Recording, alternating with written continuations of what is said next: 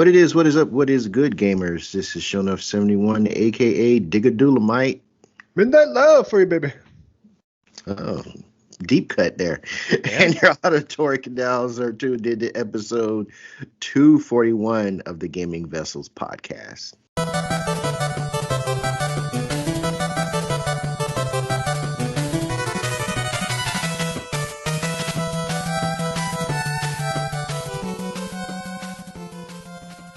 And as usual, I'm not in the studio, the digital studio, alone.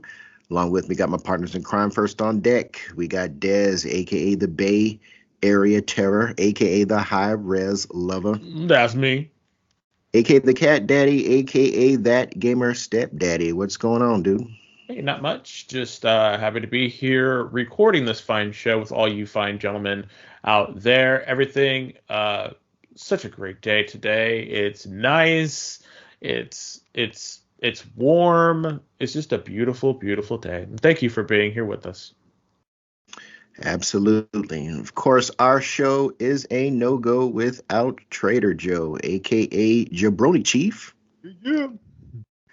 But you might also know him as the Food Max of gaming, who can maximize your gaming dollar. What's going on? Not much, man. Just enjoying this fine Saturday.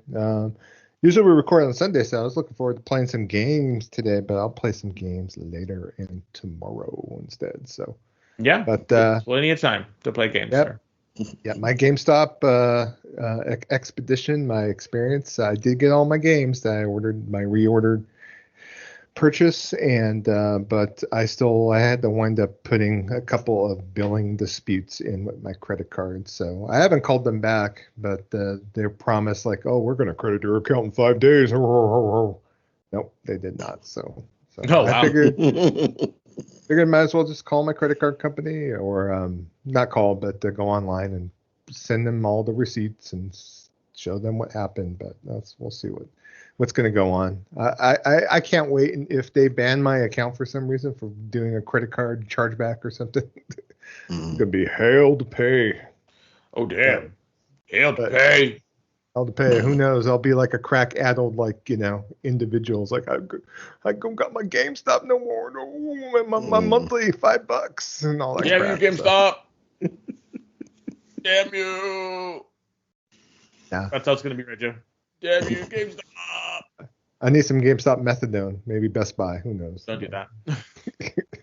Just say no, sir. Just say no. Just say no. Just say no. Okay. Say no. All right, so well, with damn, I had a complete mind fart right now. What do we do next? We do the playlist. Okay. It happens. All right, yeah, I'm old. Give me a break, y'all. It's okay. So we're going to move on to what is always our first topic on the docket, and that is going to be our playlist.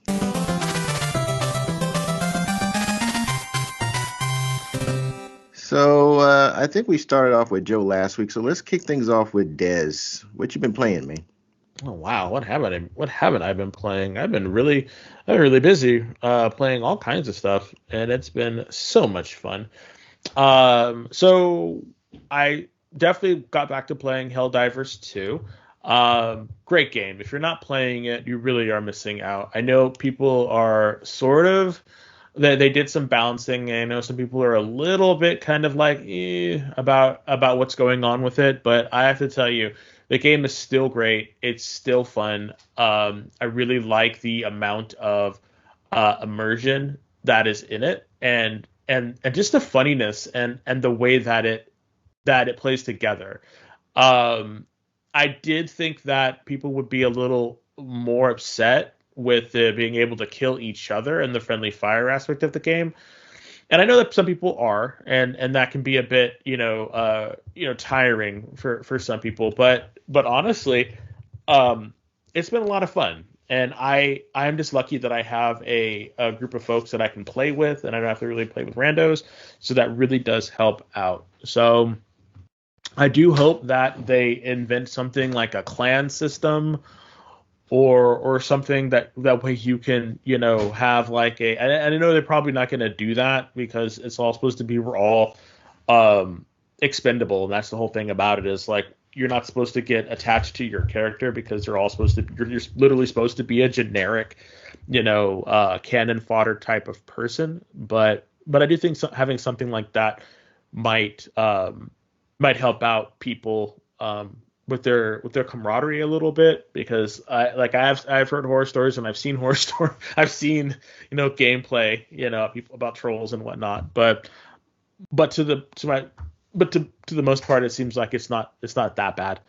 But yeah, I've definitely been enjoying my time with it. A newer game that I started playing was Vampire Swan Song. So if you don't know me, I was a RPG person for a long time. That's by tabletop, pen and paper RPG.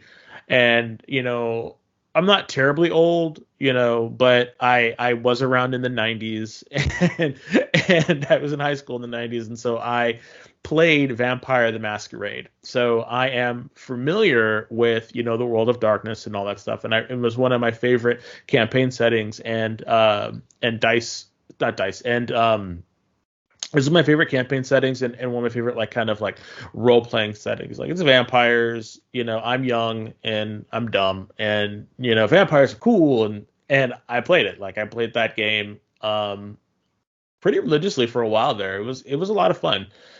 And so when they started making video games about it, I decided that I was going to play this. I was going to play them and see how they are. And a lot of them are very narrative driven games, but none of them are have ever been really good lookers. And this was one of those ones that was supposed to change all that. And unfortunately, the play systems, the actual mechanics of the game are solid. It plays like an RPG, and I really like the way the game plays, and the story has been really interesting. However, the game is not a looker. It looks bad. It looks really bad. And I don't know how this can be considered a PS5 game given its look. It looks bad, real bad. So and I'm trying, and me, I'm one of those people that's hey, I can I was the high res hater for a long time, and so I was trying very hard. I was okay, let's see if we can do this. Let's see if we can really, make this work. And I don't know, y'all. I really do not know if I'm going to be able to continue playing this game, because it's not good. The way it looks is just really bad. The walking animations, the way they're talking, just the resolution, it just does not look good. I don't know. I don't know. So, and for that, I can understand why the game was so heavily discounted within 2 weeks of its release, And it's sad. It's really sad because it's a really good, narratively driven game, but it just really, that the way it looks just really is not doing it any favors. So I don't know. I don't know how I'm gonna process that, if I'm gonna keep playing it, because again, story should matter more than looks, but that's not always the case, especially if you have a real narratively driven game that's supposed to be captivating, and it's supposed to be almost like a cinematic movie. But if the movie looks like crap, how can you really get involved? And sometimes people can just lose themselves into the narrative, but there's got to be something more, because video gaming is a visual medium, and you got to have something it's got to just look better. So it is my hope that the next iteration of these games basically spends as much time cooking the graphics that they do with the narrative, and then maybe we'll have something. But at and I got it for like $5. I think, and I got the physical for like $5. Joe got it for me on a sale, and I was just like, you know what, I'm gonna try this, and this is my try, and I really was hoping for something better, but it is what it is. Yeah, it was a little bit more. I think it was like $12, but still, $12, $10, $5, anything that's that price, I'll try it. I'll pretty much try any game at that price. Especially especially if it's like a PS5 game. Yeah, I'll definitely try it. And again, I like the source material. I want to play the source material. I understand the source material, but no matter how much nostalgia you want to throw at it, it's got to look good, and it doesn't. So, another new game that I played is Ender Lilies. It is a Metroidvania side-scrolling, game. Looks really good. It's very melancholy.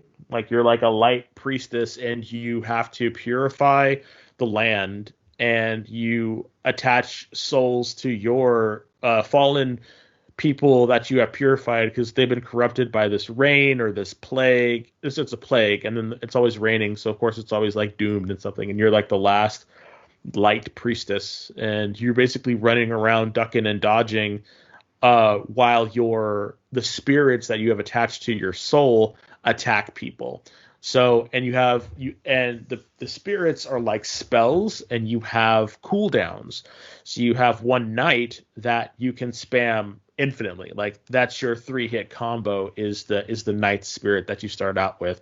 And when you kill folks, you purify them, and then you get their soul, and then you can attach them to you. And the button prompts there's 3 button prompts, or 3 skill buttons, and you can assign them however you want, except for X. So there's square, triangle, and circle. Yeah, circle. And then that's how you basically just press the button, and the spirit will appear on the screen and do their move and stuff. So it's really kind of cool. And they once they're gone, they go back into this little floating ball that kind of follows you around and stuff as you're running and doing your platforming.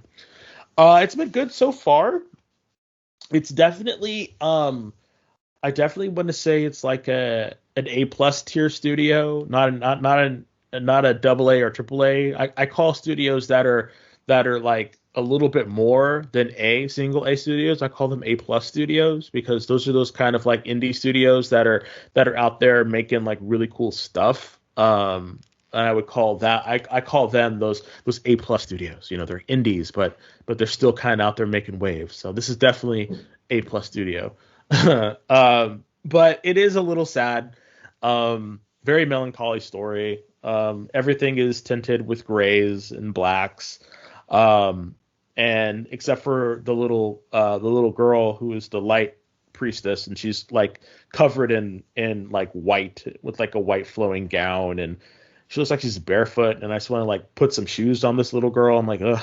So just like, I seriously, because everyone else in the game is like wearing clothing, and she just has this like almost like a nightgown, and it's like raining and stuff, and it's just a weird game. And then when you rest, you sleep on the benches, and when you sleep on the benches, that's how you can kind of like level up and re-equip your souls and stuff. And because there's like a ton of souls that you're going to collect, you hit the one of the bumpers, I think it's R2, and that's how you change it. So you can basically have up to 6 different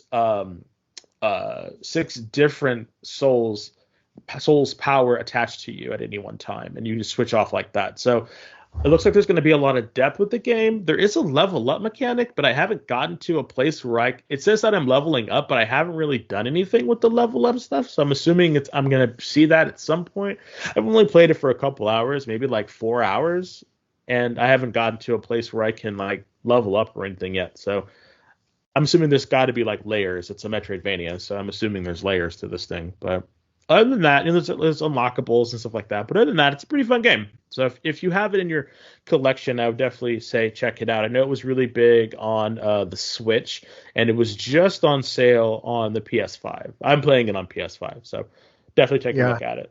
I have a physical for it, actually, so I imported it from Japan, but I haven't. Japan. Japan, yes. hitting that J hard, aren't you? Japan.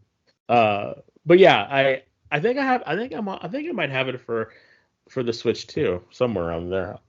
I don't even There's know. actually a sequel that was announced during the Nintendo Partner Direct called Ender Magnolia. That is the direct sequel to that game. Oh, cool. So, then we're gonna get Ender Roses and Ender. What is it? Ender something other. I don't know. Better than Steel Magnolias, so. Ender Steel Magnolias. You run around throwing cookies at people. It's a deep cut. And so 2 other games that I've gotten into, and I don't know what it is, but I don't know what your favorite genre is, but I'm really finding that my favorite genre is ARPGs. And I'm talking like Diablo-like joints, Grim Dawn, stuff like that. Like I am just loving that genre. You know, I don't know what it is, but building it up, doing different classes, just falling in love with it. And I really have just kind of accepted that is my favorite genre. So much so that I went back and started playing some older games.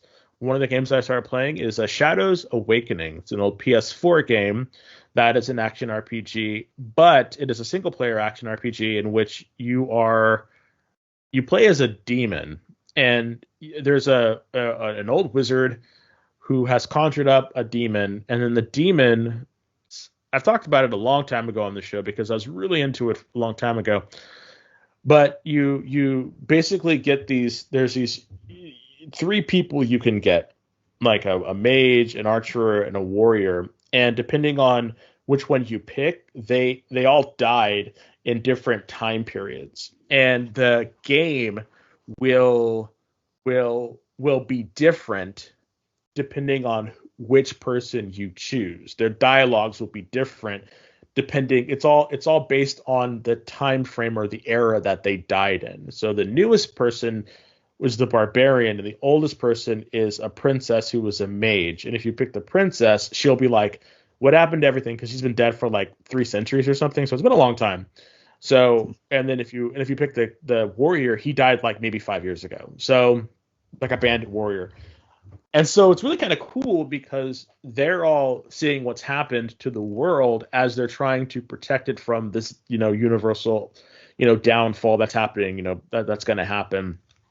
And you're bound to this, you're a puppet, and you're bound to this demon, and you could switch from like the material plane to the demon plane in order to go to different areas of the map, because the demon plane, the ethereal plane, has different pathways than the mortal realm. So you can basically just, if you can't get to a certain spot, you can switch to the demon and go there. And the demon has different battles that he does, and you equip the demon. You can equip your pawn. They're called puppets, with different stuff, making your character stronger. And then as the game progresses, the demon gets more puppets that they can do, and then you can switch into any one of those people on the fly to do different things. So it's a little bit like Trine, in that it's only one character, but there's multiple characters, but you're switching to one of them each at a time. And so it's a pretty fun little game. The narrative is pretty interesting. It's not groundbreaking in that the builds are any different or anything like that. It's just a really solid, fun AA game. I think it's by Callisto is one of the people that did it. They're also the company that did Wolves of Midgard, so they have a little bit of a pedigree with it. But again, Wolves of Midgard was sort of another kind of like a AA kind of game, so it's in their wheelhouse. And it's pretty fun. It was on sale. I have the physical PS4 physical, but it was on sale digitally for like $9, and they have a couple of DLCs that were super, super cheap. So I bought those as well. So I started getting back into that. Fun game. It's still on sale right now. I think it's to the 13th if you want to check it out. It looks pretty good too. Even on the PS5, it looks pretty good. Even though it's a PS4 game, it's pretty good. And if you like ARPGs, I think you might want to give this one a try. And all of the 3 characters play different than each other, and they each have their own skill trees, and you can equip them with whatever you want. It's really kind of cool. And then the last game I played, went back to to a classic, Diablo 2. I wanted to start playing that because hey, I never beat it the first time. It's on PS5.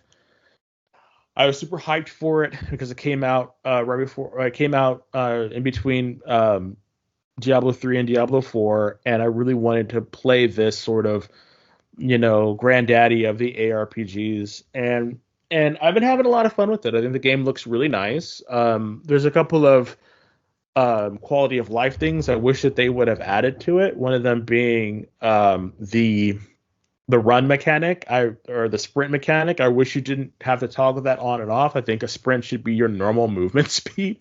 I wish they would have taken that whole thing away to let people just run where they wanted to go. And yeah, I'm just playing it because I like Diablo. I had fun with Diablo 4, and I wanted to see what Diablo 2 was about. And I have no desire to go back to Diablo 3. Like, Diablo 3 was fun, but I think that was one of those games that just kind of overstayed its welcome. So it really did. Like, it really did. And I just like the aesthetic of Diablo 2 a little bit better. So we'll see how far I get in Diablo 2. I am by no means invested in it as much to beat it. I just like really playing it because it's just a fun game. So did you finish 4?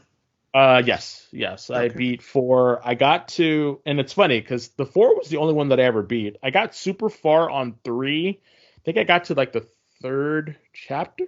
No, I think I actually beat 3. I think I beat 3 with Joe, actually. Yeah, you beat 3. Yeah, that's what I thought. Yeah, I beat 3. I can't even remember it, but yeah, I thought I beat 3. But yeah, so maybe I should go back and beat 2. Who knows? But that's all that I've been playing. Kev, what have you been playing, my friend? Well, mine's going to be quick because I haven't been playing anything. Whoa. Yeah. Oh. Unfortunately, it's just been, I come home from work and I try to get some things done with regard to my little side business, and I eat and I wind up falling asleep on the couch. And there you go. That's pretty much, nothing wrong with that. That has pretty much been my life for the past week, even though there's some stuff that I've definitely been wanting to play. I did play Helldivers 2 briefly. Yeah, with us. Well, I played it with you guys, and I played it again last night. My intent was to play something yesterday when I came home from work, but I sat down and ate and crashed out. I woke up at 4 a.m. and it's like, well, I can't go back to sleep. Let me jump into Helldivers and mess around with that. I will say this about the game.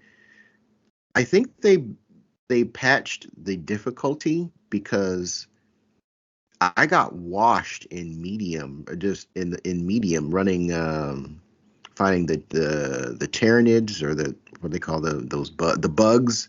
Yeah, the Tyranids. You're right. The Tyranids, I got washed on medium level, and I had gotten to a point where I can solo a medium Tyranid without too much problem, but I jumped in at 4 a.m. and them jokers washed me. It's like I was getting killed like losing one diver after another. It was just really bad. So yeah, because I don't really mess around with the randos, because my luck with that has been bad. But yeah, I'm going to have to rethink my strategies in solo play right now. I've stepped away from the heavy armor and moved to medium. Now they're saying the meta is with the scout armor. I don't think I have any scout armor. Well, I might. I think that might be. Maybe the only one is the one that I think you have access to a scout armor set right at the beginning of the game. But I think you do. I'm not sure though.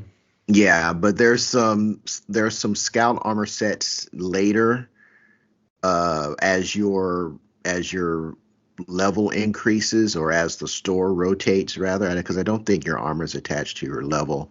I think as the store scout set that gives you like 30% recoil reduction, and 2 additional grenades. I think that's kind of like the golden child for solo play because it lets you run faster than any other armor set in the game. I can't remember what it's called, but yeah. So I gotta rethink my loadout for solo play, and the meta for the stratagems. I don't even have access to those yet.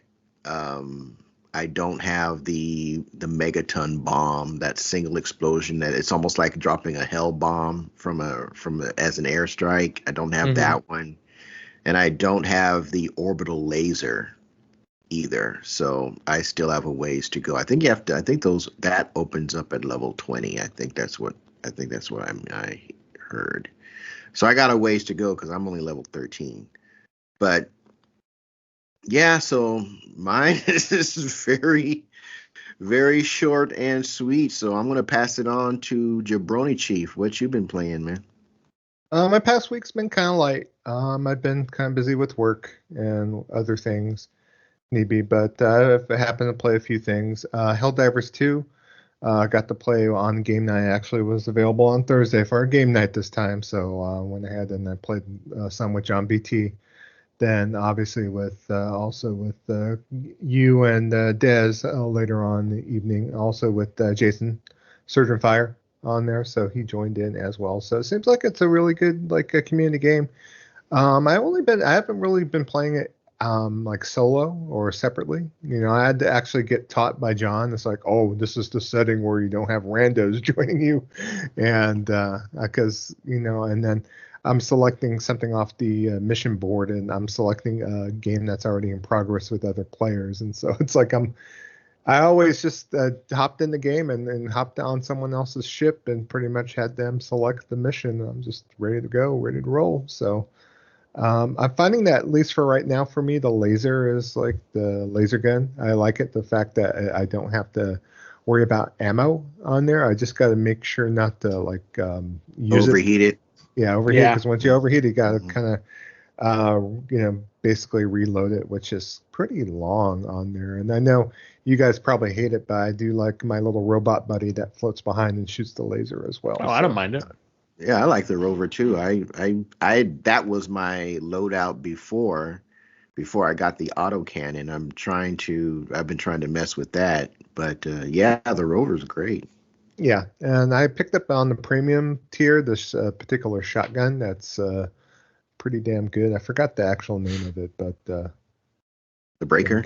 The breaker, the breaker shotgun on the premium tier. Yeah, so it's an explosive version of it. So on there, but played a little Division 2. I know listener and my good friend Goonie has still been pushing forward with that game quite a bit. I got him addicted to it and got him to play it, and now he's the one kind of carrying the spirit of the Division 2 still. So he joined a different clan with some other friends that I guess people you've found online to play with, and he's been getting into the in-game meta, raids and so on and so forth. So I know I've got a clan invite right now for the clan he's currently in on there, and I've been promised that they will raise my levels and get me some raid gear. So Division 2 is the game that keeps on giving. It's like government cheese that's just come around the block on here with more cheesy goodness. So it's still keeping Goonie fed, obviously, and he's eating good. He's loving it. Yeah, I'm feeding from it from time to time. Yeah, he done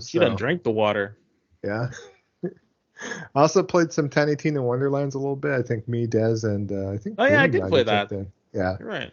So we did dip in. I'm kind of eager. I kind of was telling the guys, it's like I seemed like half the time I just wandering around while Desmond's like prompting the story prompts and whatnot. So I actually do want to go hop in, and I have a separate character I created that I wanted to try to do a solo run with on there that is like level I think 5. So it shows you how much I've played it outside of playing out of a group if need be. So. Also on our lark, because Desmond was playing Diablo 2 the other night, I hopped in and was thinking about that game of Roman era Titan Quest, a game that like was possessing me for a while, like about 3 years back. What is it? Over 150 hours? 150 hours, yeah, on that game. So, It was and a job, folks. I know it's good stuff. I like my loots. I like my ARPGs, just like Des. So, I just went into it just to see where I last like my save was at, and I did buy both expansions, both Atlantis and Ragnarok, and haven't really had an opportunity to play them on there. I know there's also an additional expansion on PC I might have bought on there that hasn't made it over the console yet, because I started looking at. I know that Titan Quest 2 got announced not too long ago, like maybe 6 months ago from THQ Nordic, aka Embracer, aka the company of death over there in Europe. So who knows if Titan Quest 2 will actually make its way out. I know the developer did get some reduction in. There was some closures in that particular studio that's working on Titan Quest 2, so we'll have to see. So also I fired up one of my like GameStop cheap like kind of deals. I picked up Arkanoid. There was a new version of Arkanoid that was brought up by this French company called Microids, and they brought it out and was charging $40 for Arkanoid for some reason. So Arkanoid is a great Breakout inspired arcade, like just bat. You play this bat on the bottom, and it's really meant to be played with a like a spinner on here, and It's just basically like old school Atari Breakout game on there with just some space shenanigans to it. And I am so grateful I did not pay $40 for this game. So it's good for what it is. It's just having to control the disc on the bottom with the analog or digital pad.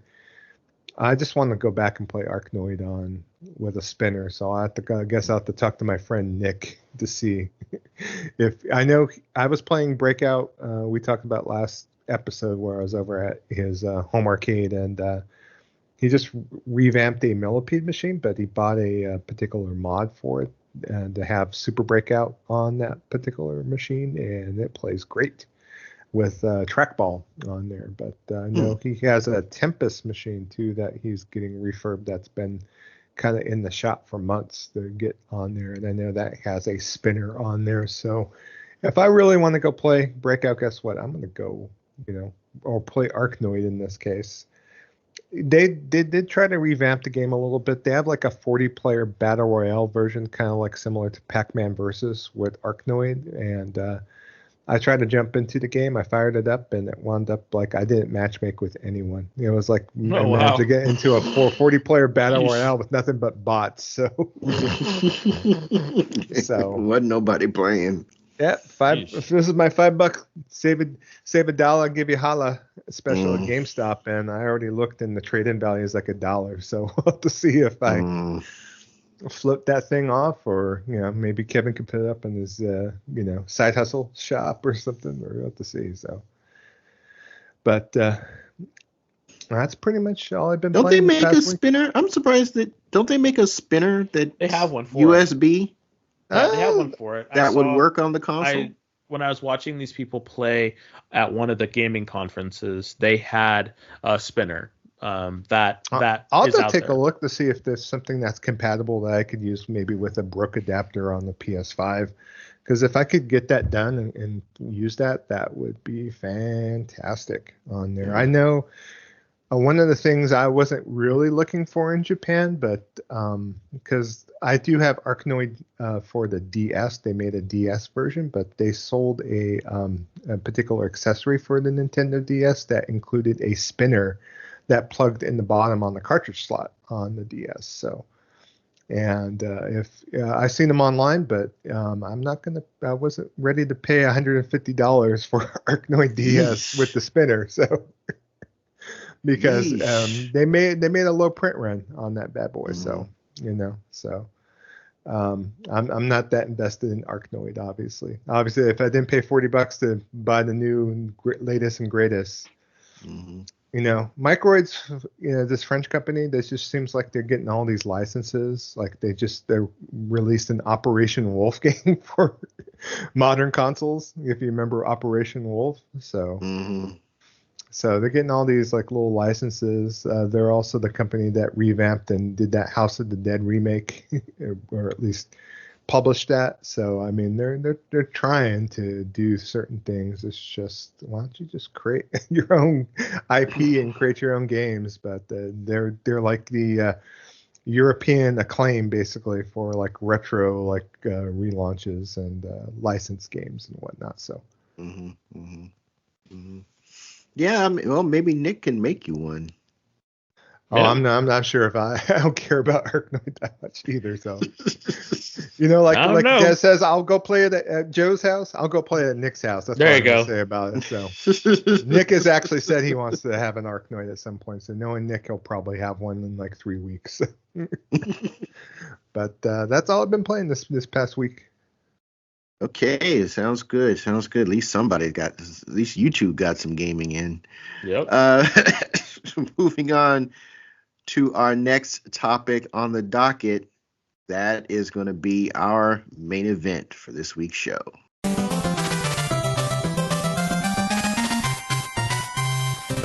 All right, Des, you got the mic, man. Alrighty. So for this week's main event question is, what makes a game great? Is it the mechanics, the difficulty, the story, or in some cases for Joe, the price? Let us know your thoughts, and we'll discuss them on our next episode. So I'll start. I think it's like a Venn diagram, and I brought up these three, and price being there as well, because I think if the price is right, people are more willing to take a chance on an unknown.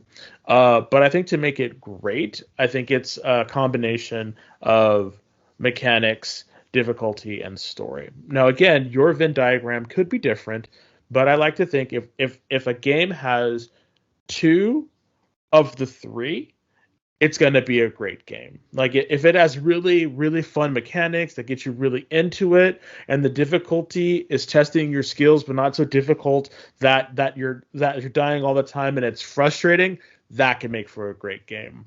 But if the mechanics are pretty standard and straightforward, the difficulty still makes you work for it, and the story is fantastic, that could make a great game. Or, like I said, if the mechanics are great and the story is fun, but the difficulty is just kind of like, just okay, that too can make a great story. I think make a great game. I think it has to be a combination of these three things that makes a story that makes it great. I want to say, because, and if you could probably use this to the games that we've been playing recently, like Helldivers 2, has great difficulty, and I really like the mechanics. The story is definitely second nature to the gameplay, because it really is just about you. The story is just for lack of a better word, it's basically Starship. Yeah. So for that, the developers said, we're going to rely on really good mechanics, and a really good difficulty in order to make a fantastic game.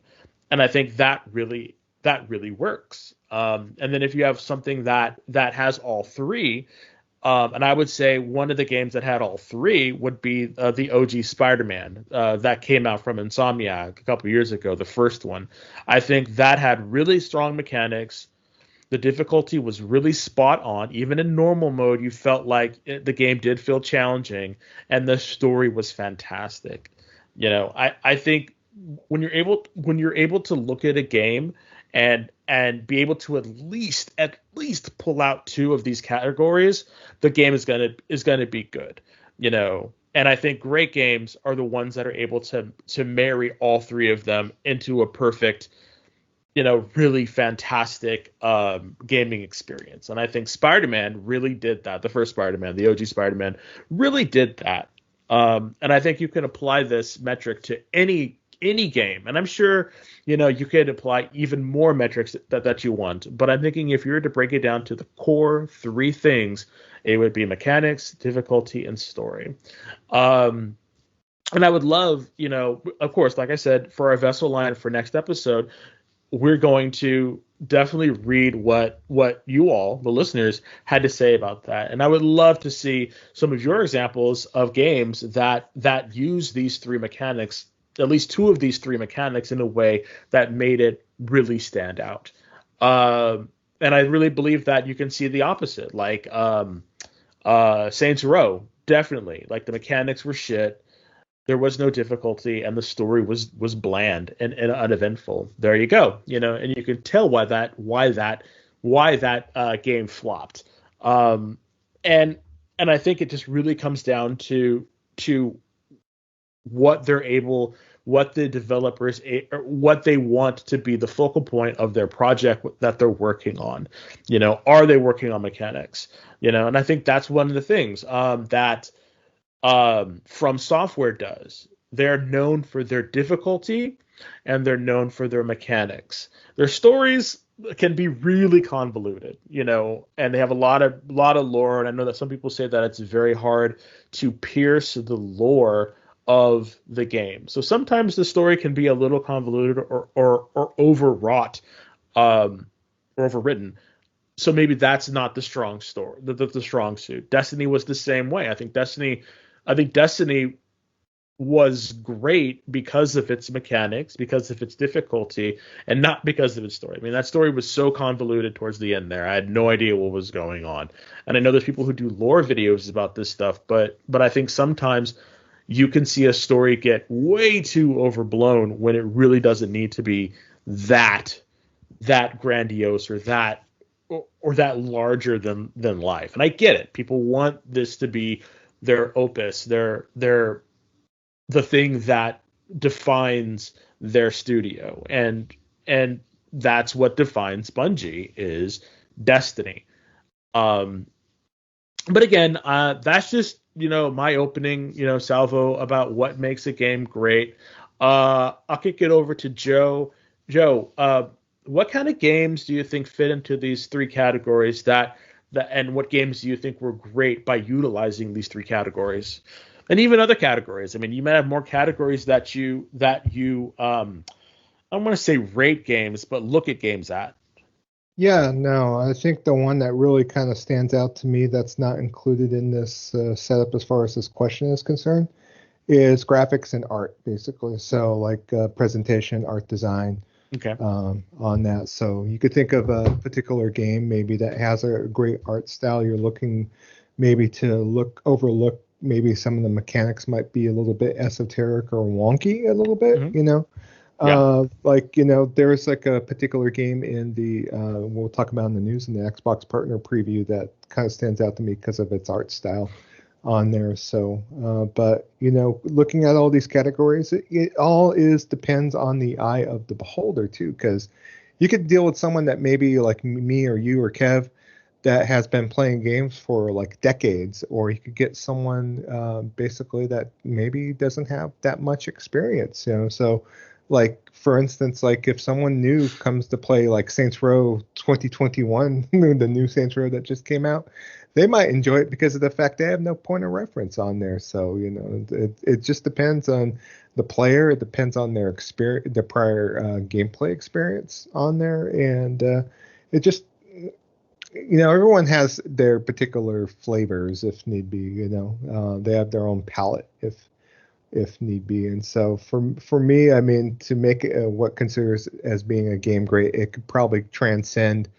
to where it's appealing to like a newer player, appealing to inexperienced players like me, you, and Kev on there, and to be able to kind of transcend throughout, all of like someone's types, like someone that just plays sports games or Call of Duty, and they might, they dip in and maybe experience a game or two, a AAA game of significance. Games like Tears of the Kingdom or, an Assassin's Creed title of some sort, and it just depends on all the different categories, all the different like flavors if need be. The kind of savoir faire of a particular game, and people might have different tastes too. It's like, I could deal with like a friend that plays in nothing but RTSs, and RTS, that's hasn't been my jam, but something to where maybe there'll be an RTS game that will kind of, bridge me over too. So, so there's a lot of different equations in the whole mix on there to consider a game as being quote unquote great. And that's why, Kev, for instance, I'm going to like mention something to you. Like, IGN gave God Hand a 4 out of 10 and said the game was dog trash, crap, like trash. And obviously, we all three know that God Hand is like a work of art. So it just depends on someone's opinion and someone's frame of reference too, so. Yeah, indeed. I would say that there's so many variables to this. Like you were saying, Joe, whether you're a new player or experienced player, what Des was saying about the three elements or more of the game. A lot of it also has to do with who's developing the game. I mean, we've seen that in real time today. I mean, Kill the Justice League was not developed by the same people that made the Arkham series. No. Those people are gone. So it's there's so many variables and changes, and well, gosh, this isn't the game that this can't be the same company that made this game. And it's like, well, no, it's not, because those people are no longer there. Or I just started playing games 2 years ago, and I think someone might think, hey, Suicide Squad is the neatest thing since sliced bread. If all they know is, I'm sorry for interrupting. I'm just gonna say, I just want to get this out, but it's like I haven't played any of the Arkham games. I played like the first Arkham game for like maybe half an hour, so I have no preconceived notion of what an Arkham game would be. So that's why I'm a little bit more open to maybe check out Suicide Squad, because I have no preconceived notions about the prior games that Rocksteady created in this particular instance. So, and all that is very fair. For me, I base a game on whether or not a game is great is mechanics. If the mechanics are sound, a whole lot, in my opinion, can be secondary. Core piece of that would probably be something like God Hand. The reviewers slammed the mechanics. They thought it was garbage. For me, I thought the mechanics were very unique because I'd never played a third-person action game that was basically a twin stick. It was like you moved forward and you could move around with a forward, back, left, right, 360-degree movement, but you dodged with the right stick. And I thought that was just crazy. It's something I'd never really. It's like, who comes up with this? Being able to make your kid to literally build the mechanics of your character from literally every move he can do. You piece that together. You build that. Okay, this is what the move I want to use for the defense block. This is the move that I want to use for my opening jab. This is the move I want to use for my finisher. It's like, and this is the specials that I want to use. And it was, you literally could build the play style to suit the type of gamer that you were. And I thought that was just mind-blowing at the time. Was it the best looking game on PS2? No. Did it have, well, I personally thought the story was dope. I mean, it was, I love the music. The music was great, the story, but I mean, I a lot of people would say, oh, the story was this. It was bat crap crazy. and that's what made it that's what made it great.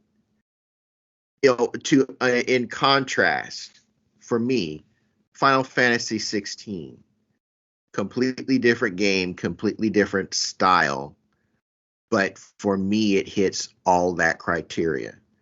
It has an engaging story built around characters that you actually care about. It has gameplay mechanics that are, in my opinion, for as far as third person action games, unless you're talking something like Ninja Gaiden or Devil May Cry, it's almost it's second to none, really. Well, I mean, the guy that created Devil May Cry was involved in developing the combat mechanics of the game, and so it makes sense that it's like that.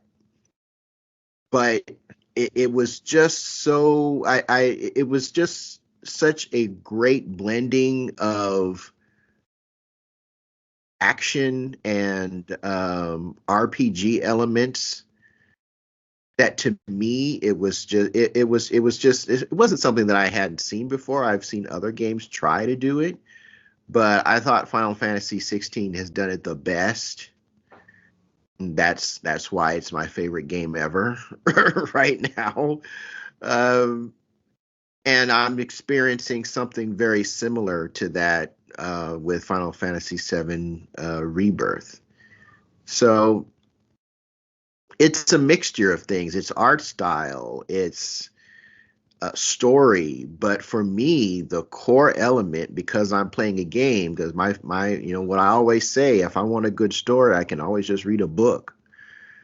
If the game doesn't play right, it could have everything else going for it, but it will not hold my attention at all if I'm not feeling the mechanics of it. So No, that's definitely understandable. And then other people are definitely going to prioritize certain skills much higher than others. And it really is up to the development team, even before they have started creating anything for the game, to get that foundation right, of what they're going to be bringing to them, to gamers, because gamers we can be a very fickle crowd, and so if you're not able to produce something worthwhile, people will let you know.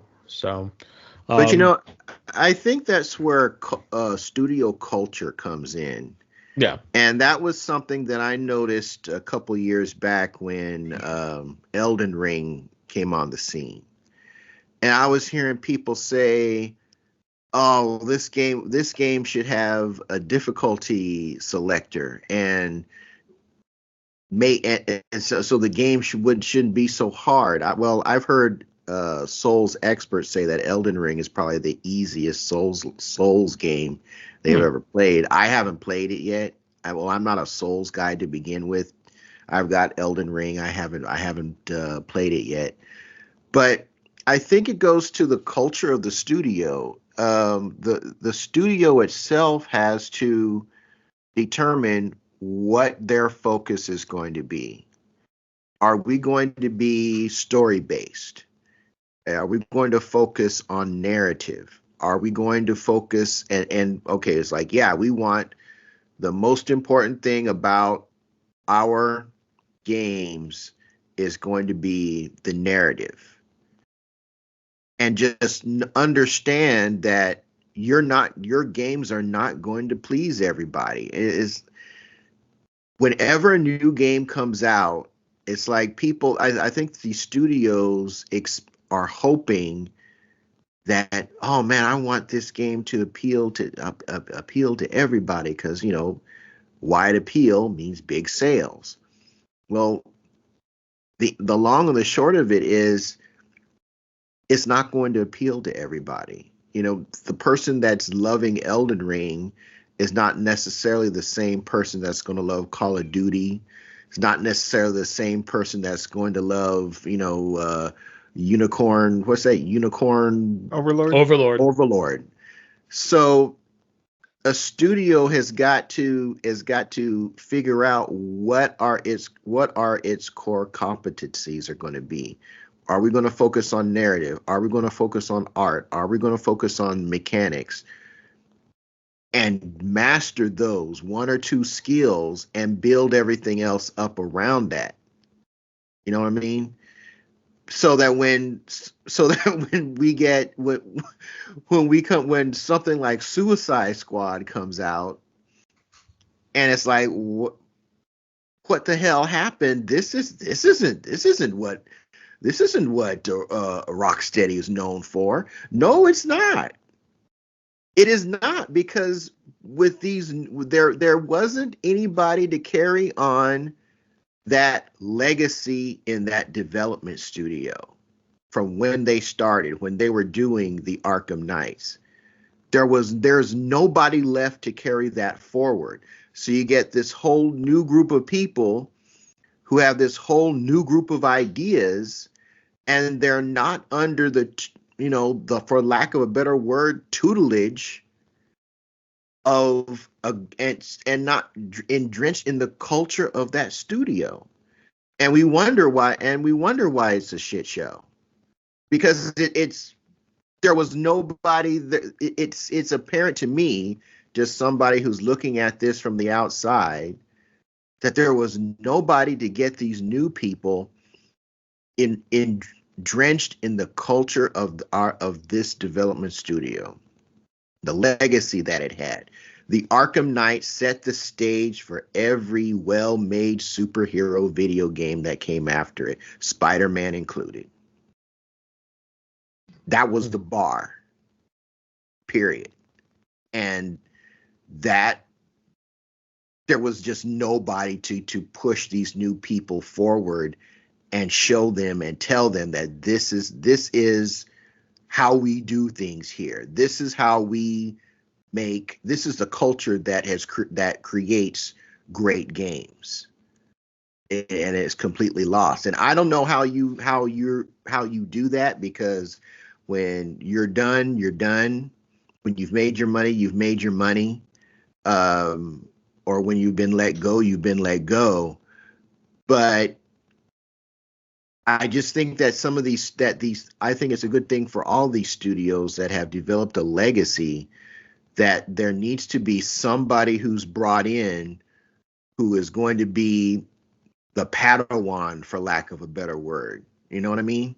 Like, okay, when I'm done, you're going to be my heir apparent, and I'm going to show you and drill into you, for lack of a better word, the development culture of this studio and how we became great, so that when I'm gone and you come in and you step in with your own original ideas, you have this core resource of legacy that you can build upon to push the studio to even greater heights.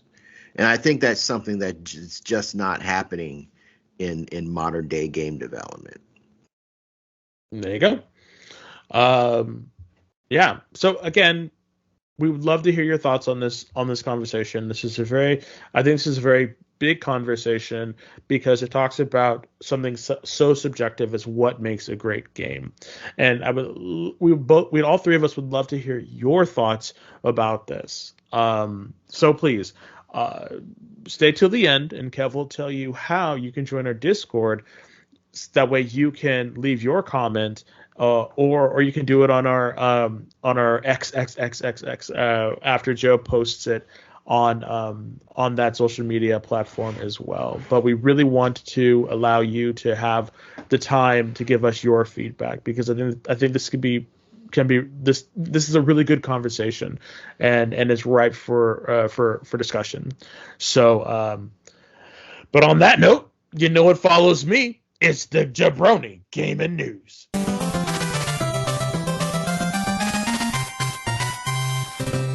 right, thank you, Des. You're welcome, sir.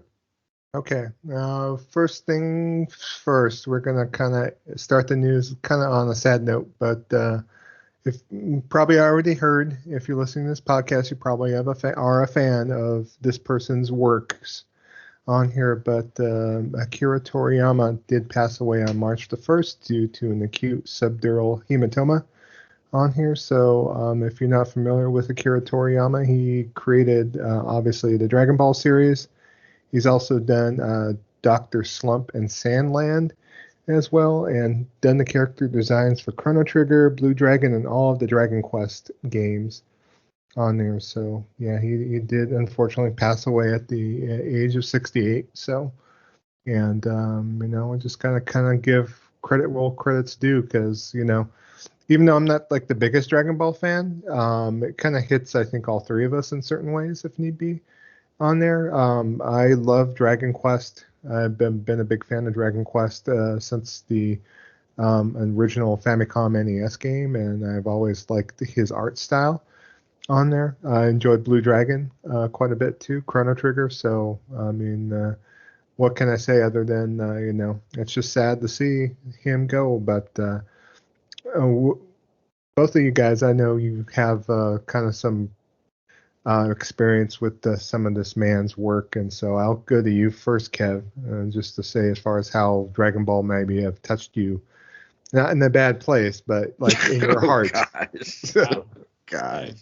Well, I mean, I was a little older when I discovered Dragon Ball.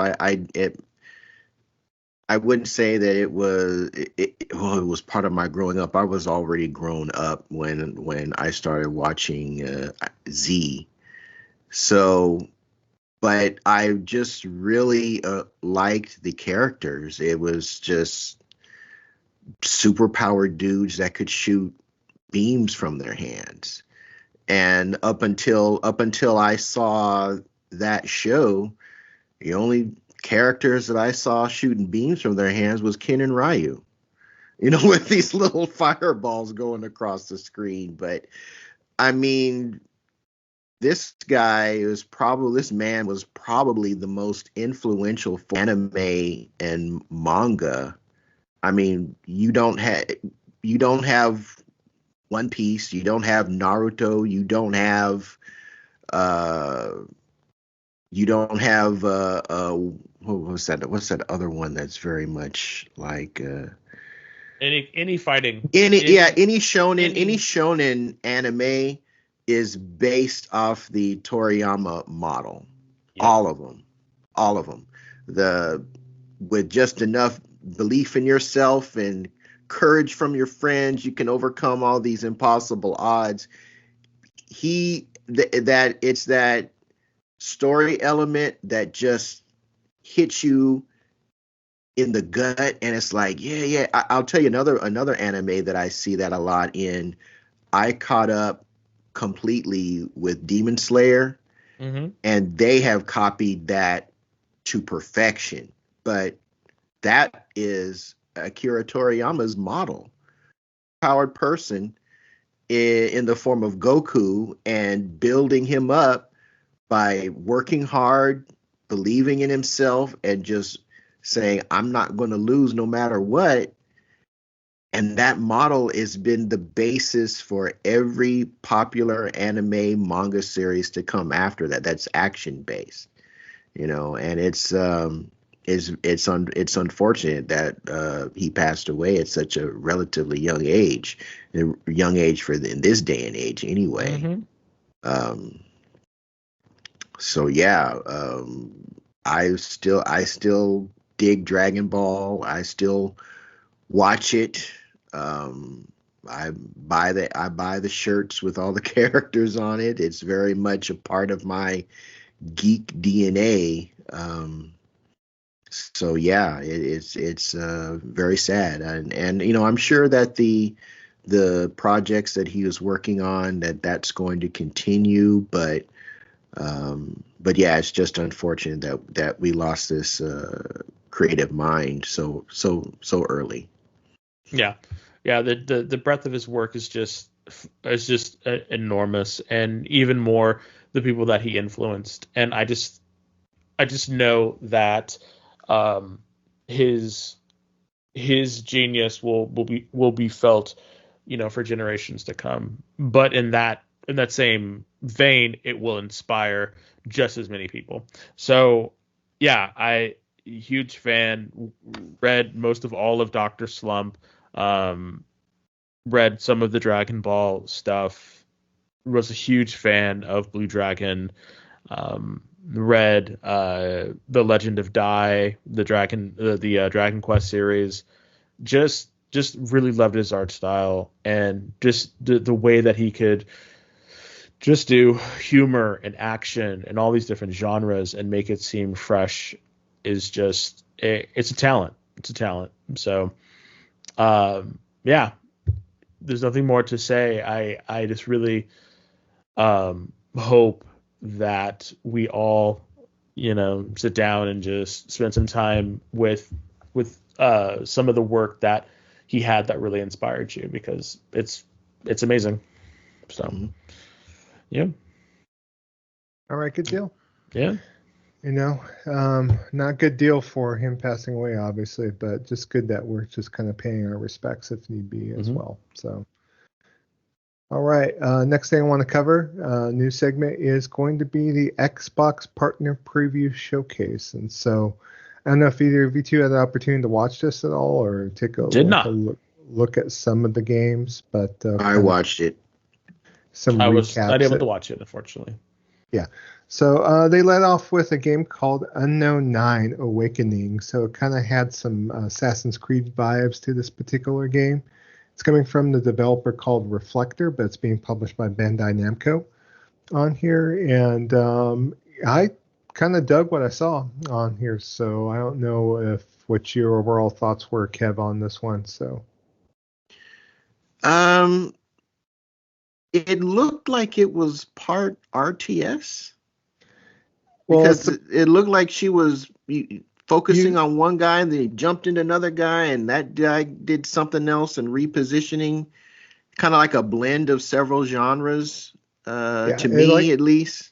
Yeah, the gameplay was basically showing to where it's a third-person action game. It's narrative-driven, but at certain points you pause and you're inhibiting like different NPCs or players out in the field and making them do particular actions if need be. So that's where the kind of gameplay comes into the mix on this. So and it looked interesting. I'm be kind of curious to see how it plays. There's some stealth involved in there, and then your Umbric abilities on here, which we're referencing what we saw in the trailer on here. It is not Game Pass exclusive. It just got revealed on the showcase, so it is coming out for both Xbox Series and Xbox One, PlayStation 4, PlayStation 5, and PC. So it's coming out for everyone. So as far as to be able to take a look at this thing, so we'll see what kind of retail price. It's kind of this like AA game, Des, that you're referencing earlier in your playlist on here, where it kind of looks like there's some meat to the game, but it doesn't look like it's a quadruple A Ubisoft $70 like banger or anything like that. Their $70 bangers haven't been that great lately. So yeah, but I have to say that I was not in love with the art direction. The art direction just kind of seems a little bland to me, but if it's at a if it's at a $40-$50 price point, I probably wouldn't pay more than $50 for this. Just from what I've seen, more information may come forward that would change my mind, but yeah, I don't think I saw any indication of a physical for it either. So I mean, it might be just digital only, like $30 joint. We'll have to see as far as what it comes down into, and since it's like kind of on the marketed on the Xbox side, you never know when it'll finally reach Game Pass if that's the case. So next game that was shown was a game from Riff Raff Games. It's a third-person stealth action deck builder, so this might be up your alley, Des, but it's called Sleight of Hand. Yeah, I saw. It's funny, I didn't watch the videos, but I saw the announcement. So yeah, like what I saw of the announcement, it looks like it could be fun. I mean, I know when people hear the term deck builder, it's like, ugh, But I'm a fan, especially when you're able to take something so ubiquitous as deck building and then make it into an actual different type of game. I mean, Yeah, or a because different it's type like of an experience. action game. It's like a stealth action game, but you're using cards as your combat Yeah, mechanics. So it's like, it's sort of like, well, if you guys played like Fights in Tight Spaces, I mean, that's kind of like the same thing. It's just they're trying very hard to change it up, and I'm here for it. yeah, you play as a witch basically, or you infiltrate witch coven using a cursed deck of cards on here. So Yeah. kind of looks interesting. We'll have to see. I don't think it's coming out. It might be Game Pass. I'm not entirely sure from what I saw. So Well, I mean, if it's good, and by that I mean that they like have taken the time to, actually create something that's, memorable, then hey, I might have to put a little bit more emphasis in it. You never know. good deal. Okay, next game that was shown was this game published by 11-bit and from the same developers of Frostpunk. It's a game called The Altars. So this game is kind of weird from what I saw. The gameplay trail is interesting. You basically are in space. You're basically abandoned on an alien planet, and you come across some sort of goo or some sort of It's always the goo. yeah, it's always the goo, but basically you have a particular base that you have to run, and you need more than one person. You're abandoned on this planet, and basically what this alien matter does is it makes different versions of yourself within your time of your character's life. And so it's interesting for the fact that you actually have to talk to these different versions of yourself, be able to set them out to do certain tasks. So there's some RTS elements to this, or like maybe Survival elements. survival elements, yeah, for this. And so you have to go in and just maintain all the different personalities if need be.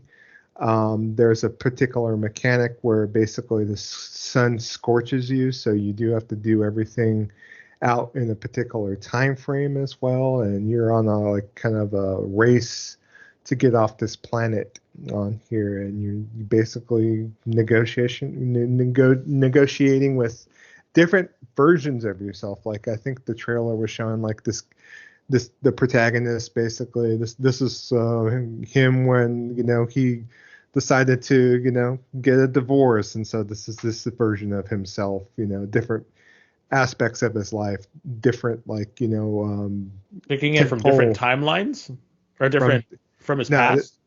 from his past, yeah. So he's bringing like different versions of himself from his past, basically. So it's kind of it's interesting to see the gameplay. I'm just kind of curious how it's all going to commingle and together into one big mix on here.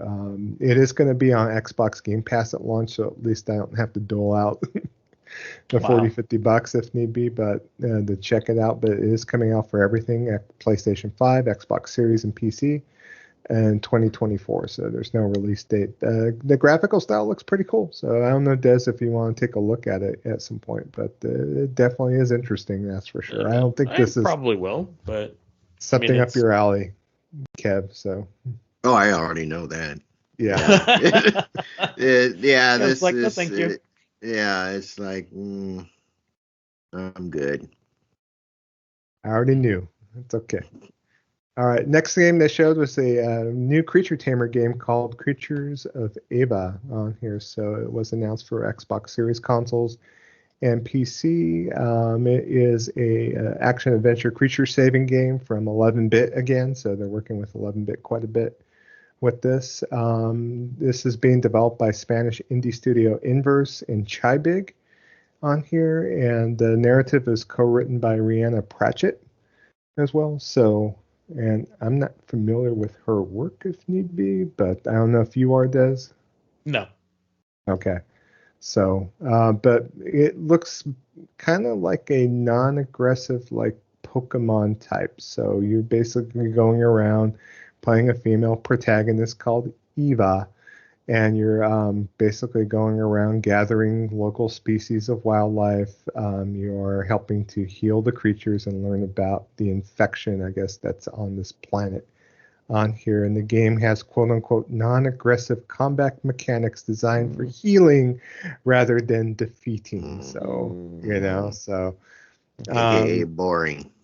Yeah, so we'll have to see if it's interesting or not. So I'm sorry. I mean, people. Hey, you play a flute, and you're meant to cleanse these creatures. Once clean, they could be tamed by playing flute melodies and given some belly rubs, if need be. So I guess the whole setup of the game is that you do have to find out as far as what's going on with this planet and kind of discovering things then from there. There's different ecosystems as well, including the Nari jungle and the Maruba swamp on here. So did Nintendo do this with puppies?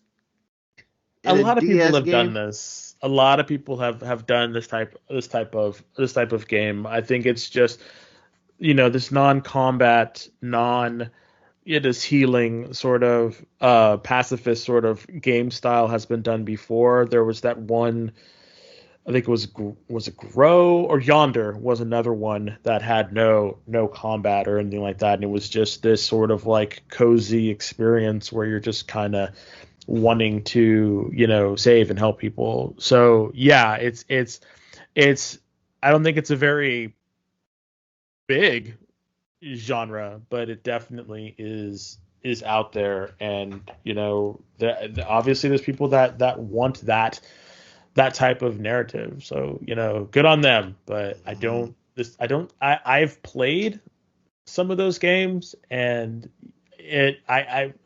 Kev's right. For me, it just gets really boring. Like it just gets really might boring. Not be up my alley either, but I think the art style was. Oh yeah, the art style looks great. It's just, but it just looks, it just feels like it could be so boring sometimes. I'm just, ugh.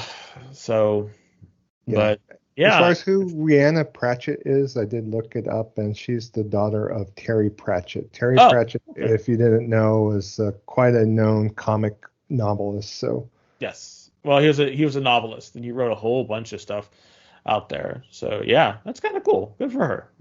Yeah, I guess she's previously worked on Heavenly Sword, at least. So. Oh, she's got some creds. That's cool. Yeah. So, all right. And next thing, okay, I'm not going to cover Roblox and Chucky, so we're bypass what? that. Those are the ones that I was super excited for. I know. There's also a world premiere for the Sinking City 2. So this is like the Lovecraftian horror game from Frogwares on here, and it is coming out next year, 2025, on the Xbox Series X and S, along with PC and PlayStation 5 on here. So if you ever played The Sinking City, this is a sequel to it. I always like the Lovecraftian look of this game on there. I know the developer recently was just like having a tizzy because they wanted to get the IP back from Nacon on there, because I guess they just didn't agree with what they were doing with the game on there. They had a tiff with their publisher, and they finally got the rights back to it. And now they're kind of moving forward to, create a sequel to this game. So yeah, good for them. On them. Yep. Final Fantasy 14 Online was shown from Square Enix. So the full release is coming out on March 21st. So if you do want to start fresh with Final Fantasy 14 and play on the Xbox Series X or S, or even play on your S, Des. Woohoo! So it is coming out. Xbox Game Pass members, Ultimate players, will be able to claim a starter edition from March 21st on launch up till April the 19th. So just in case if you want to check that out, by all means. I know I've talked about this game previously. I've always wanted to go back to it. I played a little bit of it on PlayStation 4, and it's just like, I probably should sell all my games and just play Final Fantasy 14 and take the profit and go vacation somewhere. Probably. But probably could do that. So, I know I think I mentioned this to you, Des, and it's like, nah.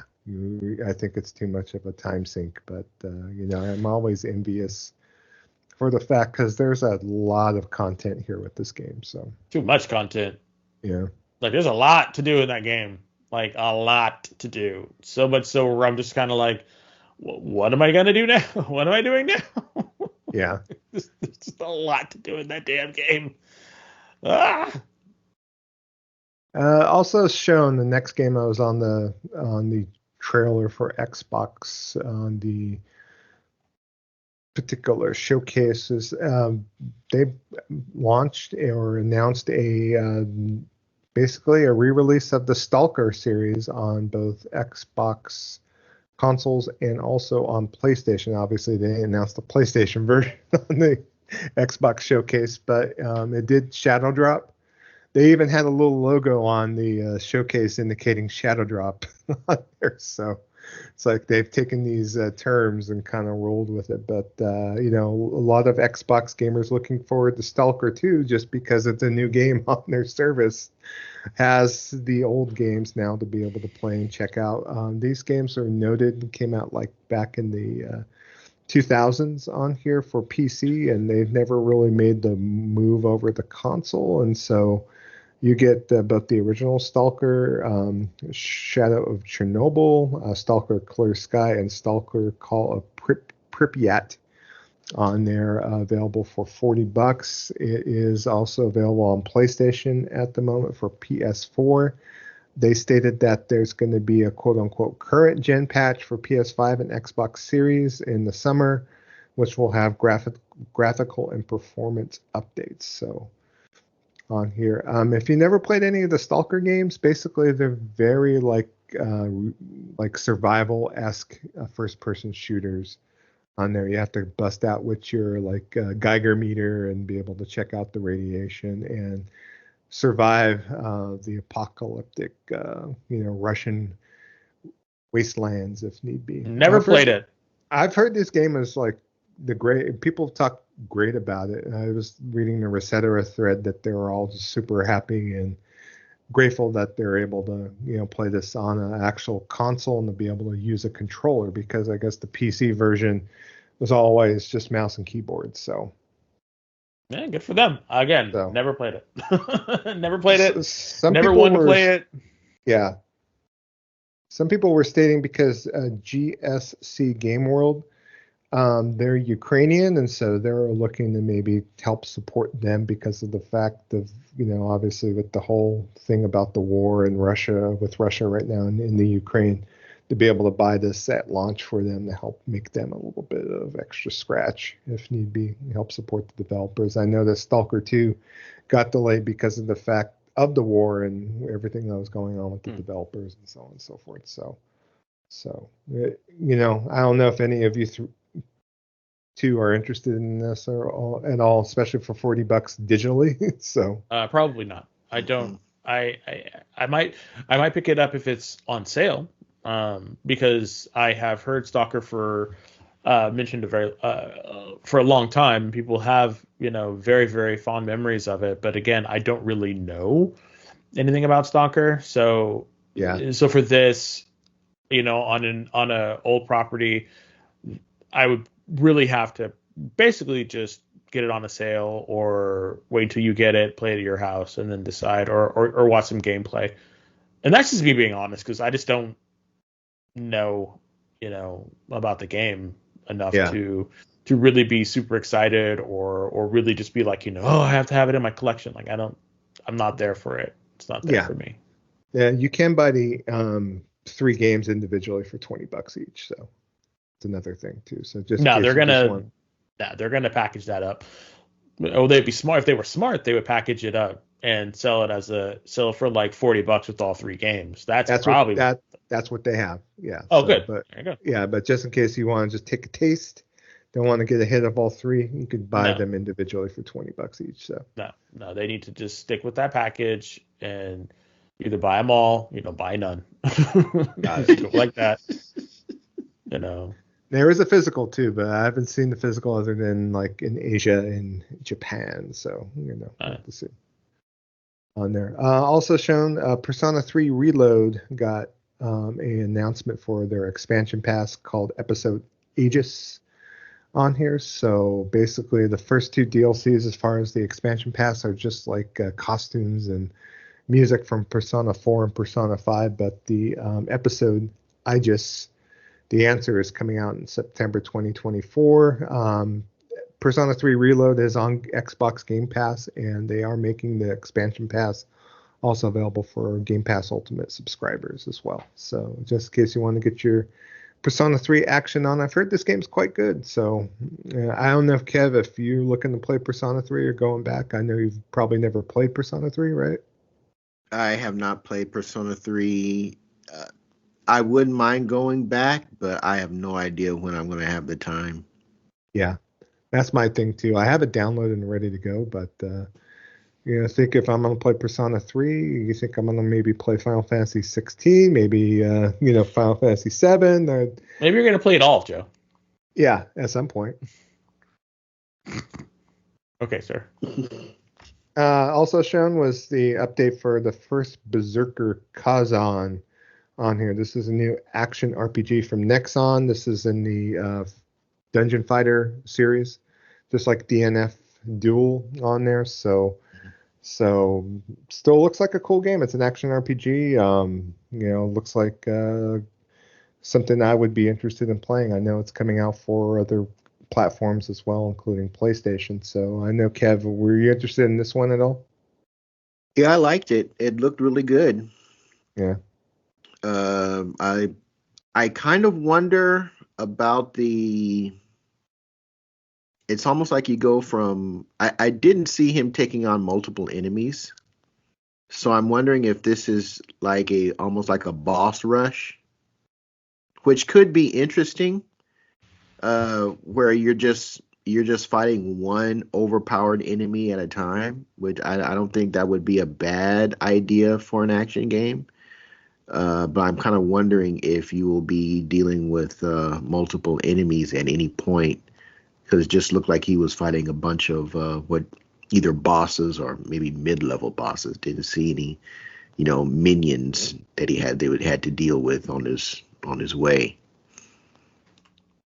Or maybe they just during the trailer want to focus on the sub bosses, that kind of thing too. So yeah, that's possible. Joe needs minions. I need all the minions I could get. Yeah. The game is coming out for PS5, Xbox Series, and PC via Steam, and there's no release date as of yet for that bad boy. So next was shown was Tales of Kenzura Zao on here. So this is a single-player Metroidvania on here. It's a debut title from Surgent Studios and being published by EA. I think we've seen this game before, like during the Game Awards in December. Yep. Has a lot of Prince of Persia, the most recent Prince of Persia vibes to it a bit. So, but it is coming out on April 23rd. So I'm actually, I like the gameplay from what was shown. So it did catch my eye. I'm just kind of curious about. We'll have to see once it is released. So. This is if you remember from the Game Awards, this is the guy that voiced Bayek in Assassin's Creed Origin, and so that's where Keeley brought him out, and obviously saying it was kind of dedicated to his deceased father, if you remember that bit from the Game Awards. So this is that game. So I'll have to see. Any of you two interested in it all? I know it's been shown numerous times, so. At this point, I just want to see the game done. Yeah. I like the art.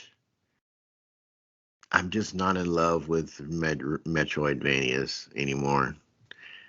It maybe if they tone down the backtracking, I would be interested. I like the idea behind the game. But I just can't do the Metroidvania anymore,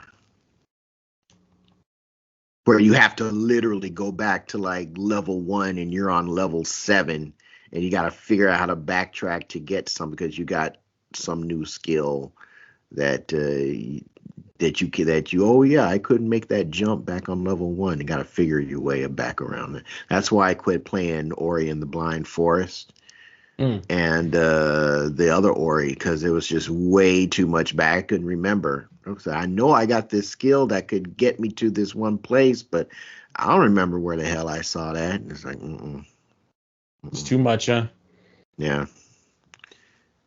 I can't believe you skipped over Monster Jam Showdown, Joe. I actually like that game. I'm actually probably gonna. I actually will. Wow. If it's not too. If it's like $30-$40. I thought you would be kind of snooty because it's like kind of a license, like ooh, like No, you know, because I to have no me, problem channeling my inner redneck. I mean, it's there's white folks in my family tree. I don't know. To me, it's like this is the same developer of Hot Wheels Unleashed and Hot Wheels Unleashed 2. So I don't know about Unleashed 2, but their pedigree is kind of, I have to say, It's sketchy. The pedigree is sketchy because they get their rubber banding way too serious in those games. But if they've figured it out, in Monster Jam, I'll check it out. I got no problem with Bigfoot. All right. yeah, Killer Shark. damn. You know, I thought it was pretty cool looking too. It was just, I thought it was just kind of kiddie, kind of Grave like digger. this, like kind of ancillary, kind of throwaway kind of trailer, you know. But it is coming out for PS5, Xbox Series, PlayStation 4, Xbox One, Switch, and PC. So it's coming out for everything under the sun. So Well, you thought wrong, sir. I thought wrong. So you know, if you buy it, I'll come and play it at your house. We'll all come in and play. So. Yeah. So let's see what else was shown. There's 2 more games. Frostpunk 2. I don't think any of us likes RTS, but I'm kind of interested in this game. I kind of heard that this game kind of transcends that type of gameplay. It's a survival-esque RTS where you do have to basically help your community survive a post-apocalyptic freezing apocalypse on here. So like the first one. I like the first one, yes. I don't know what makes this different from the first one, if need be. Have you played the first one, Des? I have. It's really, really hard. Yeah. It's really hard to get what you need to do. Like I was like, I don't know what I'm doing. I was like, I don't know. People dying in the snow. Yeah, I'm good. It is coming out on July 25th. What they failed to announce during this presentation is that it's coming out only for PC on July 25th. It'll be out for Steam, GOG, and also on Xbox Game Pass via their crappy PC Game Pass app on there. So, and then last but not least, the last game shown, Kunitsugami, Path of the Goddess. So this is Capcom's new game that is coming out exclusively on Game Pass on Xbox Series X and S, and it kind of, if you haven't had a chance to watch the trailer yet, it is what I would consider it to be interesting. So the art style is fantastic. You basically take your protagonists during the day, and you're going out and you're like saving folk, reviving folk if need be on there, and you're assigning people like a village to certain tasks if need be. It kind of reminds me of the mode in Monster Hunter Rise on there as far as when you were doing like the whole defending the village if need be, because once the night comes around, you do have to fight mythical beasts that are basically attacking your village. So it's a rinse and repeat. You have to fight against waves. It kind of gave me a little bit of that one particular game that we played on PlayStation, Des. If I'm trying to remember the name, and I can't, it's like that's that Gearbox game. What Gearbox game? What it looked like? Where it's like it had Greek mythology and you had to fight waves, basically. No, I'm missing it. I don't remember, unfortunately. I'm sorry. It's been a while since I've thought about it. We'll come back to it if you can remember it. Continue.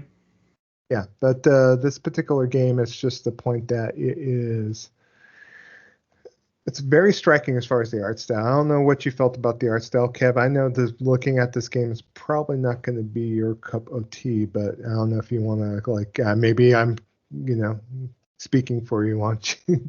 Yeah, Let me know what you could- thought about the hey. game. So. Yeah. Well, the art No, style okay. looked really good. The action, I was trying to. Is this an action game or is this an RTS? Because you were doing or a mix of both, It's a maybe. mix of both. Yeah, you basically during the day you do RTS elements. You unlock villagers. You assign specific tasks. So it's almost like not even an RTS. It's more like a Like a base builder. yeah, kind of like how they. I'm trying to think as far as God, like my brain's not working today. So It's okay. Sometimes it happens. So, but it's more like a real-time strategy type game. yeah. Okay. During the day, but you're because I did see some action parts that look like they were taking place in the evening. I know they did a kind of like a developer walkthrough after the Game Pass partner thing. I did not see that. I'm probably gonna have to check that out to get a better idea of what their of what the game is. It looks good Oh, from the a art style is visual perspective. fantastic. It Yeah, looks and the great. music and everything. So, but We'll have to check it out. the game I was thinking about was Tribes of Midgard. So, Okay. Okay. if you Glad you're remember able to that. find that.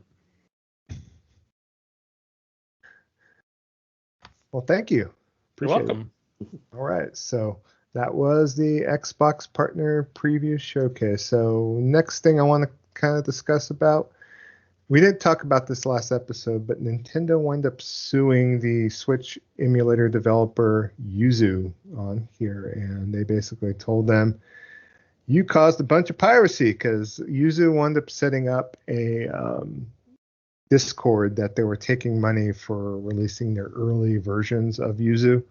So if you've seen all the like hubbub where like people were running like Switch games on their Steam Deck or running Switch games on their PC, running greater fidelity than the Switch.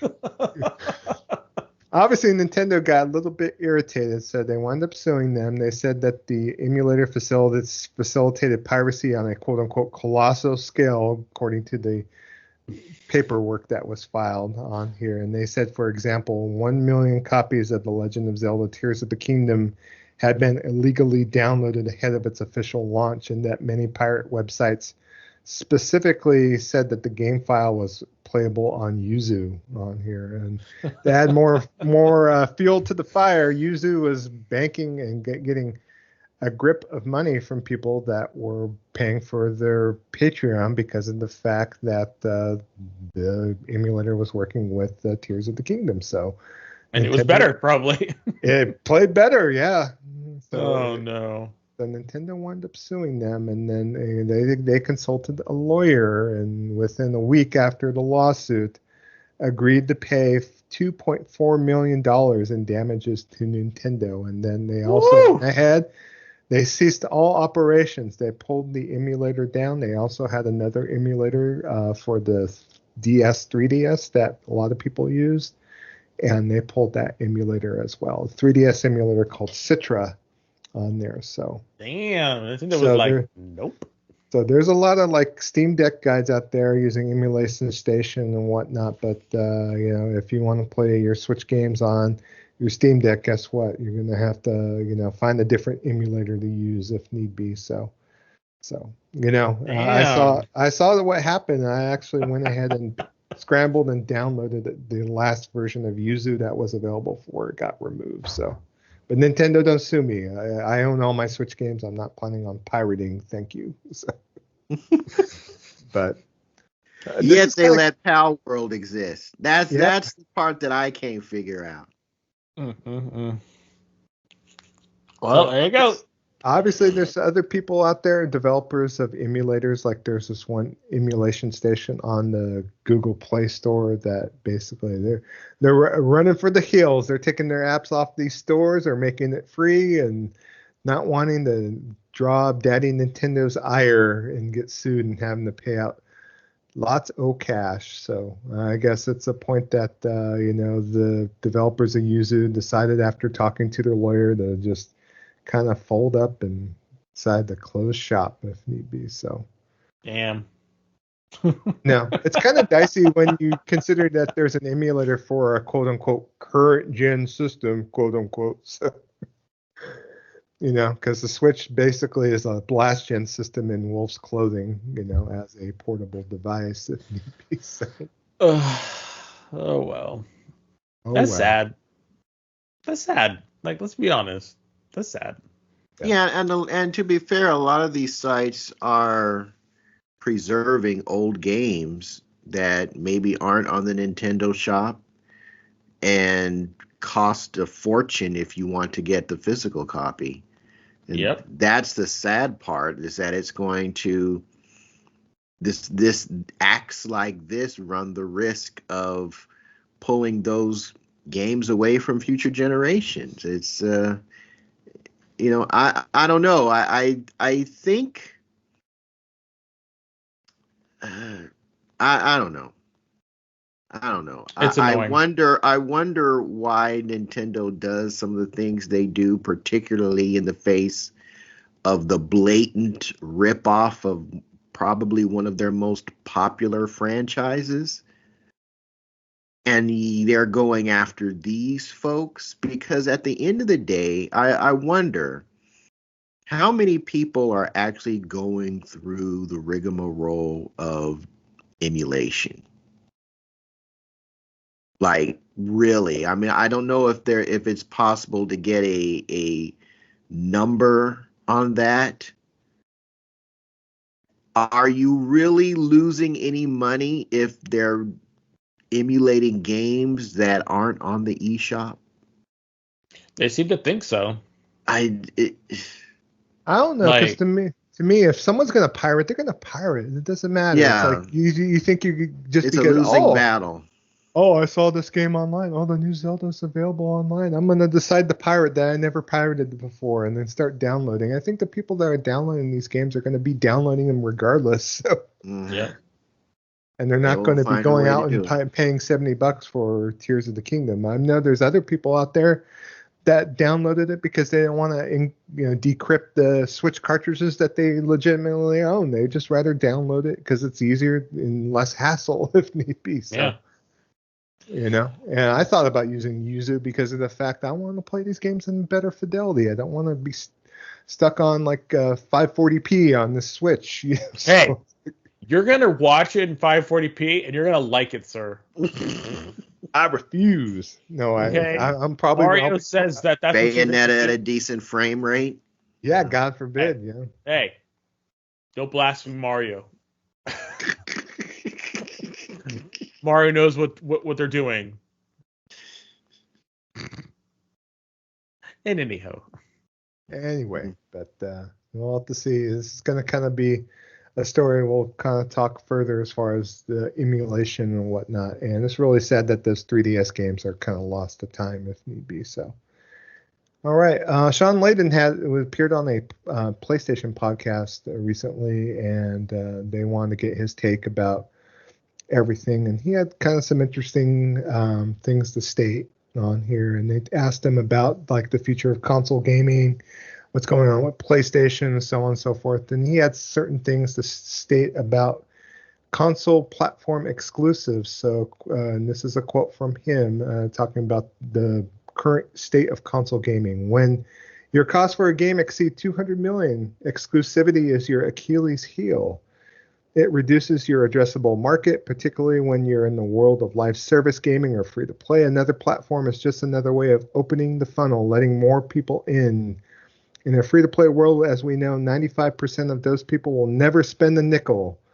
The business is all about conversion. You have to improve your odds by cracking the funnel open. Helldivers 2 has shown that for PlayStation, coming out on PC at the same time, again, you get that funnel wider. You get more people in. So he also made a point that the global base for consoles is basically not increasing, and the dollar amounts for investment as far as developing games have gone up over time on there. And he also made a statement saying that you're not going to attract new people to buy consoles by doing more of the shit we're doing now. If 95% of the world doesn't want to play Call of Duty, Fortnite, and Grand Theft Auto, is the industry just going to make more Call of Duty, Fortnite, and Grand Theft Auto? I'm not going to get you anybody else. That's not going to get you anybody else. So they had some strong words to state, but what's your guys' opinion? I mean, we talked about console exclusivity on this show many a time, and I even made a stick bet over it. So,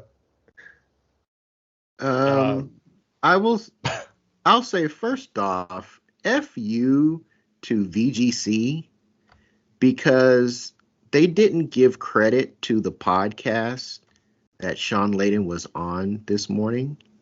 He was on What's Up PlayStation with Persona and Jabroni, where he made these statements. I mean, he may have done that. I think they're showing it a Games Beat interview. Yeah. But he made the exact same statements on Persona and Jabroni's podcast this morning. And I'm looking at when this was written. It was written today. So, it's no wonder that people hate gaming, the modern gaming journalists, because they try to steal just because it's a smaller channel. They don't think they can give them credit. Sean has been on Personas and Jabroni's podcast, if not once, twice before. They're friends. They know each other. And the fact that they did not give them props for doing this interview is pretty low. I'm just going to throw that out there for what it's worth. But yeah, I mean, he was saying but I mean, we already knew this. For multiplayer games, you need to have that wide funnel. For single player games, you're not, like he was saying, it's not exactly under that same pressure, but the problem is the development costs. How do you get those development costs down? You lower the scope. Do you look to new technologies that can maybe automate some stuff? Do you I heard somewhere that they were saying that part of the reason Spider-Man 2, this wasn't on this interview, this was different people, different industry insiders speaking on the cost of gaming and why Spider-Man 2 cost upwards of $300 million, was because they increased the writing staff by something like 20% as compared to the first game.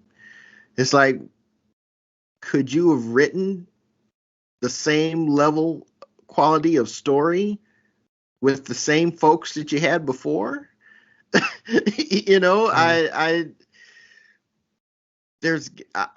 am a firm believer, as someone who has never made a video game in his life, never worked for a game company.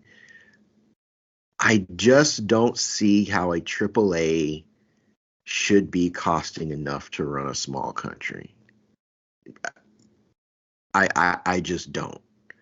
And I know there's a lot of things that go into it that I'm not familiar with, that I don't know, will probably never know because I don't work in that field or in that industry.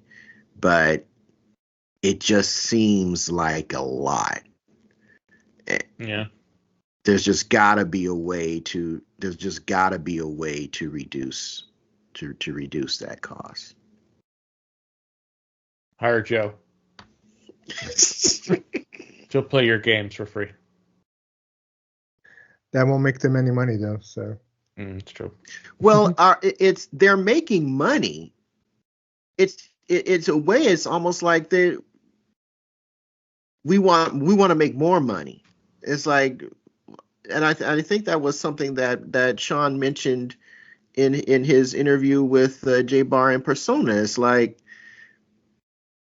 not everything is going to be Fortnite. Not everything is going to be this blockbuster, take the whole world by storm, lightning in a bottle things. And you may need to settle for, instead of selling 100 million, you may have to be happy with 20 or 30 million. No, I want but 70 million. I need 70 million off the top, or we're going home. I guess I don't know, but I agree with you. It's like it's just crazy. It's just crazy numbers. Is what the whole thing is for me. And I mean, yeah, and I get it because gamers want more. We're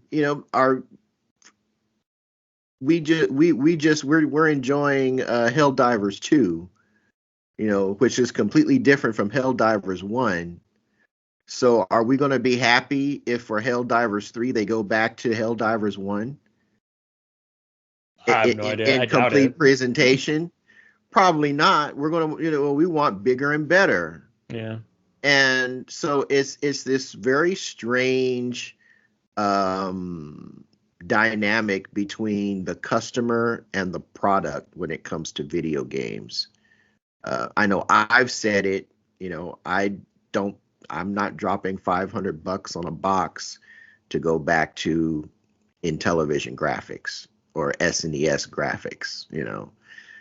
It just doesn't make sense. But at the same time, you shouldn't have to spend that kind of money to make even a game in the AAA space. Yeah, I don't know if you caught I don't know if you caught the tweet from Harada like about a week ago, but he made a comment about development costs. I'm going to read it off real quick and see what you guys' take on this. So he said development costs are now 10 times more expensive than in the 90s and more than double or nearly triple the cost of Tekken 7. Even the Fight Lounge servers are costly to maintain. In the past, there weren't so many specs and there wasn't online, plus they didn't have such high resolution and high definition. Now, so many people want the game to run and be supported for a long time. It costs money to continually update the game for that reason on there. So the economic situation, everything else is changing. If we simply do nothing, the game will simply stop running in a few months. So it's basically, he was making a comment about the cost of development and whatnot. So it's not even, it seems like it's not even developing. It is the money that it costs to maintain the game, literally maintain the game, because everything is online now. So it's not just game development, it is game longevity.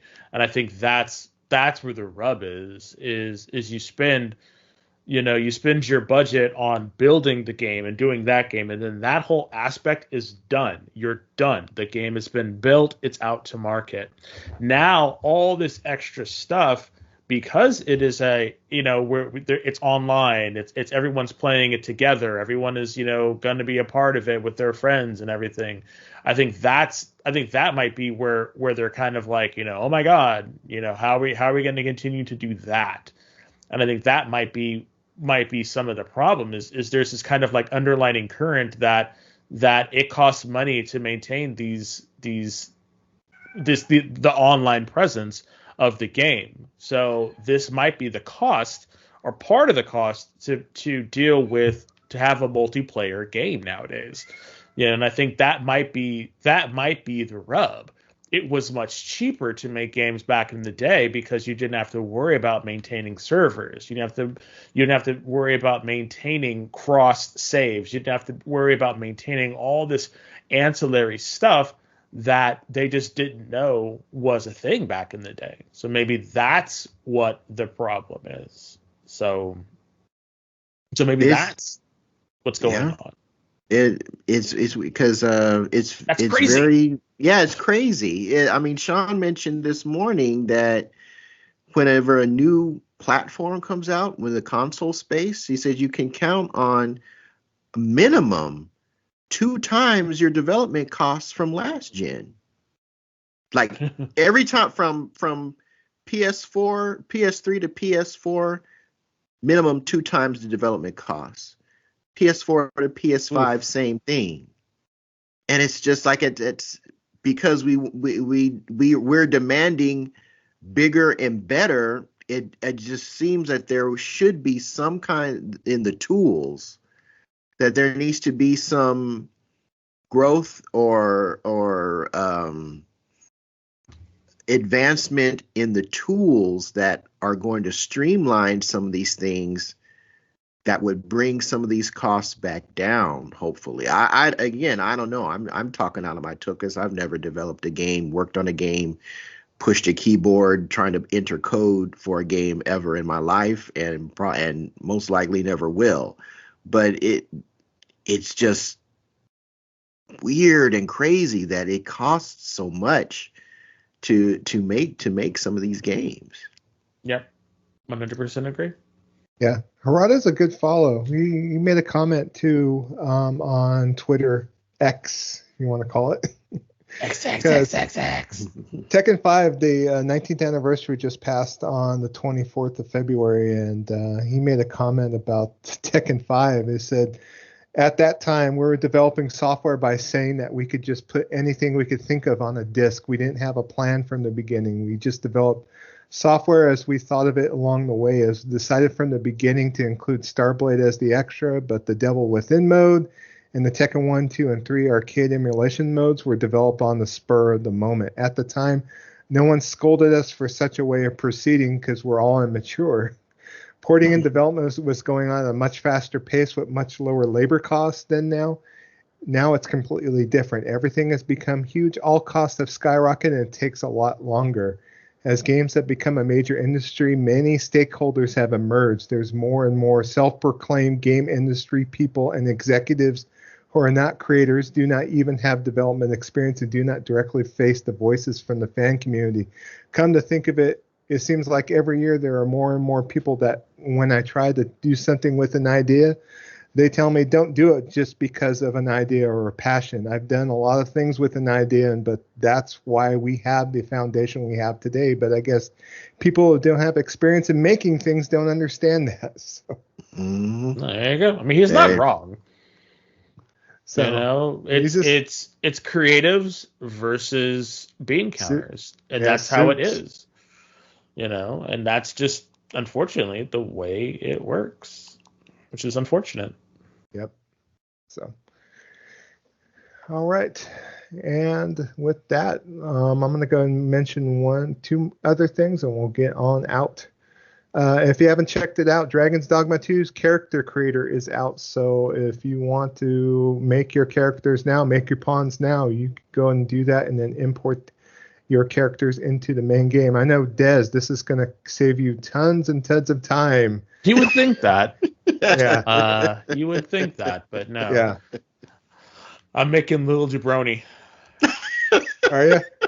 Gonna make little Jabroni anthropomorphic or something, or like am I gonna be like a?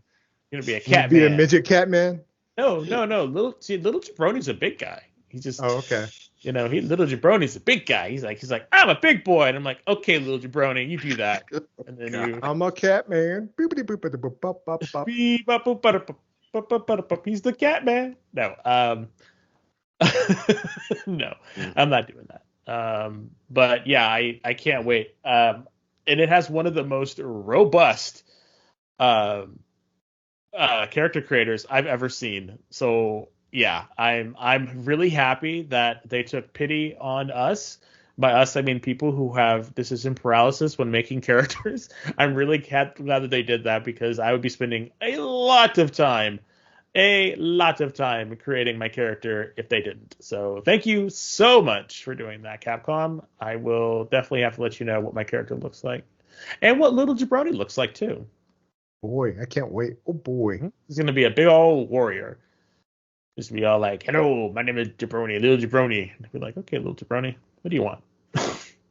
Hey, as long as we have more black hairstyles than just thank you crown of hot dogs. Yes, I will be happy. You will hear no complaints from me. Tired of the Killmonger. Enough with the Killmonger, please. Thank you. So what? You tired of the Eddie Gordo hairstyle? That's not the Eddie Gordo. No. It's the the Killmonger. If you saw Black Panther, you saw the that hairstyle. just became the default hairstyle for every black man in gaming. Yeah, I mean, you got a plethora of hairstyles. We just got the Oscar Mayer APAC. It's sad. Ballpark Frank. Yes, we got the Ballpark Frank hat thingy. It's a bad look, though. I really hope that they have actually done something better for us. Please, please, please, please. Hey, do better. If you can't do any better, just go back to cornrows. Yes, thank you. Cool with that. Cornrows, perfectly fine. Mm-hmm. Perfectly fine. Or the generic afro, that's in every Japanese game character creator, I guess. I guess they always make them look like an exploded Q-tip, but yeah. A simple fade. Fade. Simple fade, maybe even a little bit of a line to, if you want to be a little extra, put like a little line at the temple. We are good. Mm-hmm. We are golden. We are not that picky. We understand, that you're one to pay money or put money in development and all these different things, and if you don't want to do it for the hair, we just give us the little the fade, just even a Caesar fade would be okay at this point. Please, enough with the Killmonger. Please. Whew, that is my rant. I will not be taking any questions. And watch that be the only hairstyle available. No. Actually, the people have been really, really, really happy that there are different types of hairs for black people in this one. So they actually I forwarded you guys a tweet earlier. Yes, that's what I was reading, and I was like, oh, we actually got hairstyles. Someone called the barbershop. Thank goodness. Hey, can you skin me a picture of that poster that's in every black barbershop? Can I please get that? Maybe it's hard to find in Japan. They gotta send them copies of. We have the internet. We have the internet. Hello. Yeah, I know. There is the internet. That excuse does not fly anymore. Everyone has Google, even in Japan. Yeah. All right, and I have some other news to round out the Jabroni Gaming News Digest here. Arrowhead Game Studios, there's new DLC or new items for Helldivers 2. So Warbond Cutting Edge will launch on March 14th. This unique anti-alien cache includes explosive weapons, prototype armor, capes, player cards, emotes, and utility boosters for this month and beyond. So this is the next kind of season pass for Helldivers 2. On there is a list of different weapons on the PlayStation blog. So if you're interested, take a look. And of course, just as of, I think, was it last night or the night before, Tien Quan did get liberated, and they did unlock mechs on here. So yeah, 50 medals too. Everyone got 50 medals, so that's great. Yeah, I'll have to check it out. I haven't played since Thursday, so I'll have to see after we get done with the show. So, but that is the Jabroni Gaming News for this episode, gents. Fantastic. Yes, absolutely. Thank you very much for that. Game nights take place every Thursday, 9:30 p.m. Eastern, 6:30 p.m. Pacific. It's the day of the week we set aside to hang out and play games with our growing Discord community. So if that sounds good to you, all you need to do is hop into the Discord, go into our game night channel, and mention the game and the platform that you want to play. And if we don't already have it, we'll get it. And we'll be more than happy to join you just to hang out, shoot the crap, play games on Thursday evenings. So if you're wondering how the heck do we get it join up with your Discord, that's the easy part too. You just head over to the app formerly known as Twitter, currently known as X. And head over to Ad Gaming Vessels, GAMINGVESSELS, and go to the bio, click the Discord link in the bio, and you're in. So there's no waiting period, and there is no Patreon tier list to pay for. All we ask is that you just be a good person, likes talking, playing, linking up with people to play video games. Just basically be a decent person, which seems to be a very difficult thing to find in much more larger social media platforms these days. So if you like talking about video games, discussing them without the nonsense, I would like to offer the Gaming Vessels Discord server as a viable option. We've got a growing little family over there, and I think you'll find a great place to hang out. So that's going to bring episode 241 to a close. We want to thank you for hanging out with us. Hope you enjoyed the show. So for Dez, a.k.a. the Bay Area Terror, a.k.a. the High Res Lover. That's me. A.k.a. the Cat Daddy, a.k.a. that Gamer Stepdaddy, and for Trader Joe, a.k.a. Jabroni Chief. Yeah. But you might also know him as the Food Max of Gaming, who can maximize your gaming dollar. I'm Shonuff71, a.k.a. Diggadulamite. Purple bling bling, y'all. We'll be back next time, episode 242 for your ears. Peace.